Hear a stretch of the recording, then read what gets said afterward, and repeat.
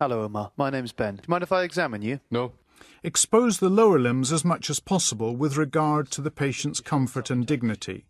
Look for asymmetry or deformities proximally and distally. Examine for wasting, hypertrophy, fasciculation, and involuntary movements. Sometimes fasciculation is elicited by flicking the skin over a wasted muscle. Just want you to let your legs go floppy. Examine the tone in the lower limb, first by rolling or rotating it from side to side, then by briskly lifting the knee to a flexed position.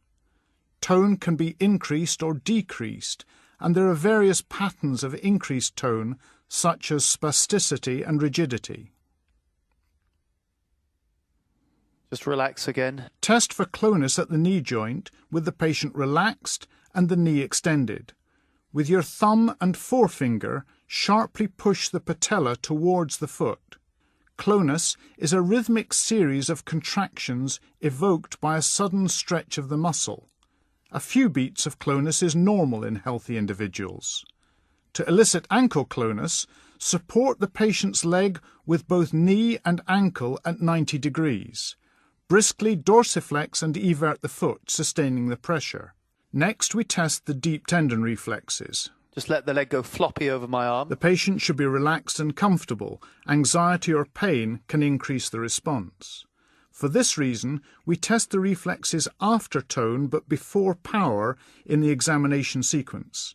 The knee jerk tests the L3 and L4 nerve roots. Compare both sides. This time I want you to clasp your hands together.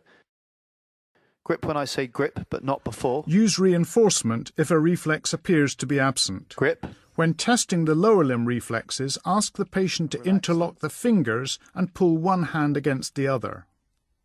Grip. This is the Gendrasik maneuver. The patient should relax between repeated attempts. Now, we test the ankle jerk reflexes. They use the S1 nerve root. This is a method to use with a recumbent patient.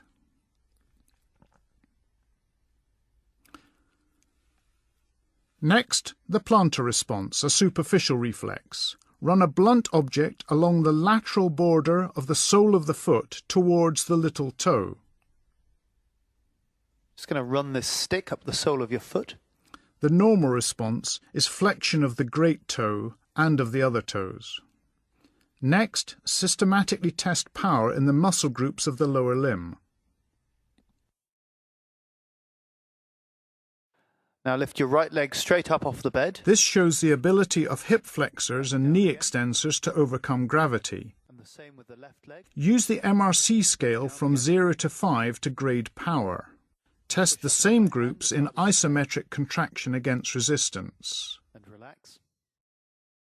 And the same on the left side. Push up. The hip flexors and relax. And the knee extensors.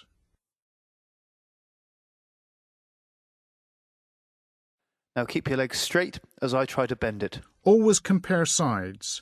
Remember that strength can vary greatly with age and occupation. And the same on the left side. Try to keep it straight. Now bend the leg up. And try to pull your heel towards your bottom as hard as you can. This is testing power in the knee flexors. Relax. Make sure that whenever possible you use the same hand, posture and mechanical advantage to apply the force in order to make valid comparison. Now point your toes up towards the ceiling and hold them there as I try to push them down. Testing the ankle dorsiflexors and toe extensors. The same on the left side. And don't let me push them towards you. Plantar flexion at the ankle and toe flexion. Take care that you don't hurt the patient by inadvertently leaning on them or squeezing them with your other hand.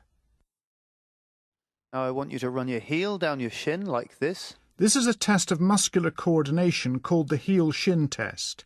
It is abnormal if the heel wavers away from the line of the shin due to cerebellar ataxia. Lastly, the abdominal reflexes. Just pull your vest up for me, please. Just going to run a stick across your tummy. Use an orange stick and stroke briskly but lightly in a medial direction across each quadrant of the abdomen. The normal response is contraction of underlying muscle with movement of the umbilicus.